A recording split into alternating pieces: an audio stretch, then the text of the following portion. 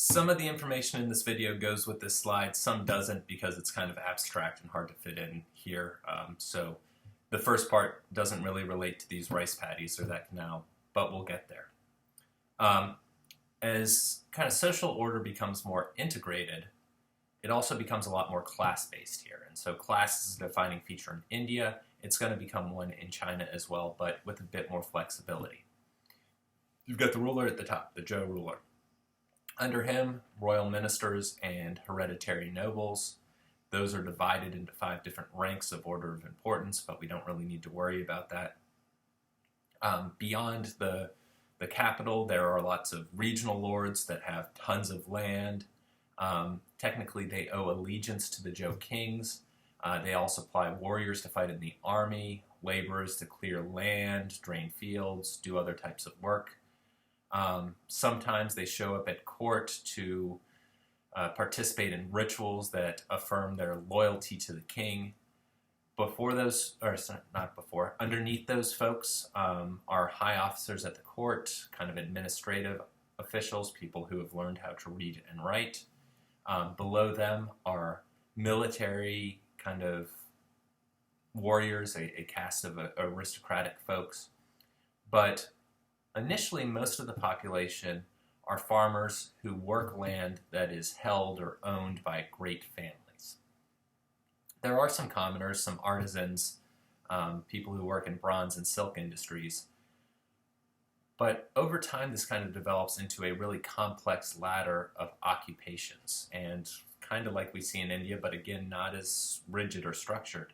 There's lots of different layers.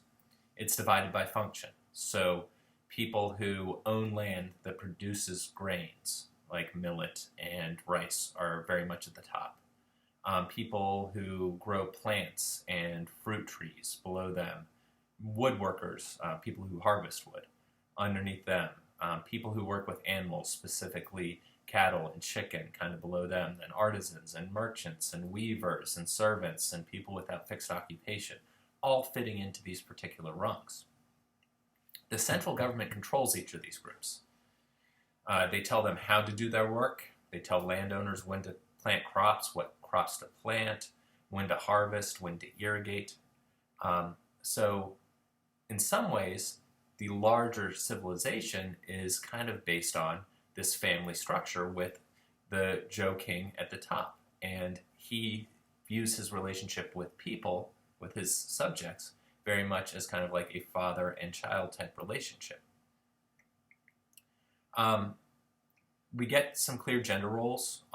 If we're talking about kind of the upper class on land holdings, men do the farming and hunting, women tend to produce silk and other textiles. But wealth becomes way more important than gender and class distinctions. We know that rich women in the Zhou aristocracy, for example, were able to do a lot more than other women. Wealthy merchants in emerging cities become powerful enough to challenge local lords.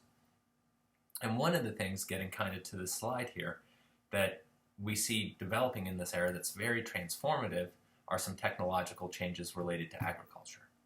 There's a movement from stone to iron plows, which, with the use of things like water buffalo, allows farmers to break the hard sod of river basins and farm more areas. Over time, they realize that if they plant crops in the same area over and over again, it's not going to go so great, so they learn to rotate fields to prevent soil depletion. By the middle of the first millennium, so 500-ish, regional states start building canals that allow them to promote communication, trade, and then also irrigate crops, not worrying about flooding so much. That means that they can take areas that had been dry, that had been arid, that had been kind of desert-like, and turn them into fertile tracts of agricultural productive land, some of which are still in use today. And what we see in the middle of that first millennium is a slow agrarian revolution that causes the population to soar. And by the late Zhou period, it's probably 20 million people. Massive. Under the Zhou dynasty, landowners, rulers, they organized things like the construction of dikes and irrigation systems to control the floodplains of these major rivers. And literally for centuries, peasants dig as a form of tribute to landowners and to the king. In those floodplains, they build dikes which hold water back. They dig canals. They raise levees to keep waters out from the sea.